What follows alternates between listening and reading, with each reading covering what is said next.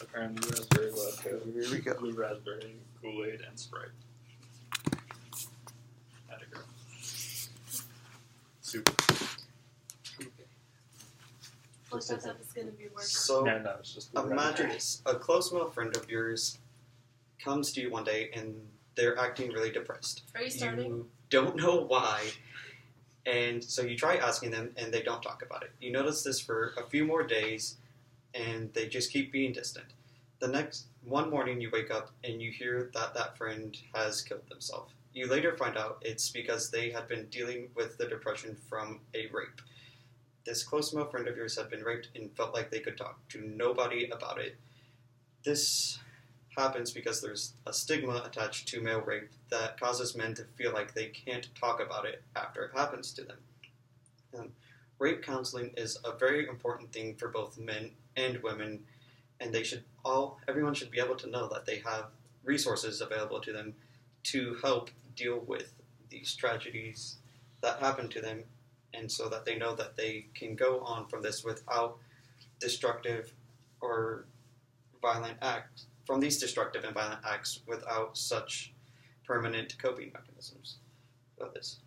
Sweden is opened the first male crisis center in the world, which is a great first step in addressing the stigma of male rape, and a valuable resource to rape survivors to help them move on from this painful point in their lives. A helpful way to see why having crisis centers available to both men and women is to look at the stories of rape survivors, as well as looking at what the crisis center is offering to the survivors who come seeking help. Men often have a hard time speaking up about being raped because the stigma of it all. One large reason of this is criticism from both officers and from judges when they try to talk about these things, especially in prisons. Bennett Caper's article, Real Rape 2, from California Law Review, talks about prisoners that have been raped and how when they try to go to correctional officers or anyone working in the prison, they oftentimes are told that they deserved it, that it was their fault, and some of the officers even see like being raped in prison as a form of punishment for the crimes that they did. Some fear speaking up about it and going to correctional officers because it can put them in worse situations that they were in before, because nothing will happen, and then the person that was raping them will lash out at them for snitching on them. Also, sometimes police officers will use rape as a scare tactic for someone. If someone isn't talking in a interrogation, they will threaten them to snitch and say if they don't snitch that they will be the one that ends up going to jail, and that they don't want to get raped in jail and using it. Using rape as a scare tactic like this only influences the stigma of rape and just belittles it. It makes it seem like it's a punishment, like it's not a big deal, that it's just, if you don't do this, you're going to get punished like this, and it belittles those people that have went through these traumatic experiences.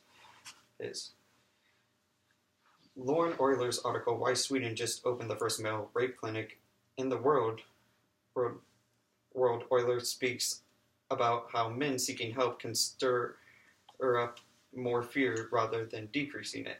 So the fact that Sweden has not opened a male crisis center can help men start to realize that this is a normal thing that they can go and talk about, that they have safe places to go and to speak about these things, and that they don't have to deal with it on their own, and there are resources to help them overcome the pain and insecurities that have been given to them from being sexually assaulted or raped.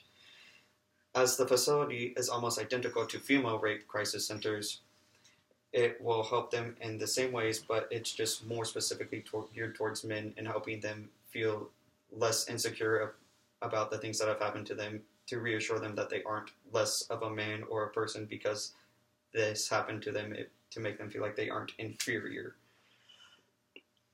In addition to providing help to rape survivors, the crisis center is also helping to end the stigma that surrounds male rape survivors.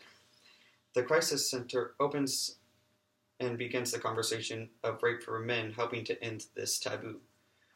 Opening up the conversation of being raped to men is an important first step in getting rid of the stigma and taboo that surrounds it. It begins to show them that there are places to go where it is safe to talk about this and where they won't be looked down on or made fun of just because they are opening up about being raped. In an interview with Peter Pollard, a spokesperson for the activist group 1 in 6, who helps educate people on male rape, Pollard says that it could be a while before a crisis center like this opens in the U.S. due to the stigma with male rape. Pollard says that it could be more of a challenge to get men to go into a center specifically for male rape than it would be to get people to employ there, just because a lot of guys in the U.S. would be afraid and feel emasculated being seen walking into a center for men that have been raped. Regardless, though, the Crisis Center is a start, and if more begin to open in Sweden and then in other countries, their influence could spread and really help to break through this stigma. Sweden's new male rape crisis center opens the conversation of being raped to men. It helps to begin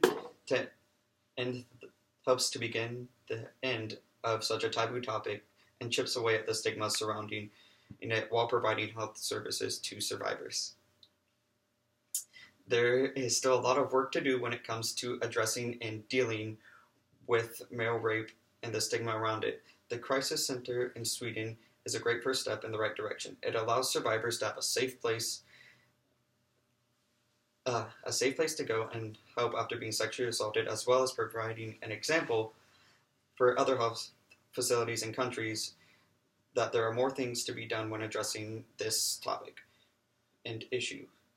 That these men can and need to be helped, and that the stigma around the issue needs to be broken. The issue of male rape and the stigma of it is something that is going to take time to overcome, but something that needs to be done. Even if it's years before more crisis centers like this open, there are still little things anyone can do. Standing up for rape survivors. Don't make rape sound like a punishment or use it as a threat. Don't make jokes about it. Knowing that it's the rapist's fault and not the victim's. Helping survivors of rape know that they can talk about it and that there are safe places for them to go is a huge step in helping to break through this, and so they know there's somewhere that they can go with their trauma so they can let it all out and know that they don't have to just bottle it up and create these life or death scenarios of people that just have these emotions and think that death or hurting themselves is the only way out. I encourage everyone to take a little bit of time to look for ways they can help victims of sexual assault, whether it be helping a friend, donating to organizations, or starting a petition and helping to try to get something like the Crisis Center in Sweden activated, like here in the U.S. Thanks for your time.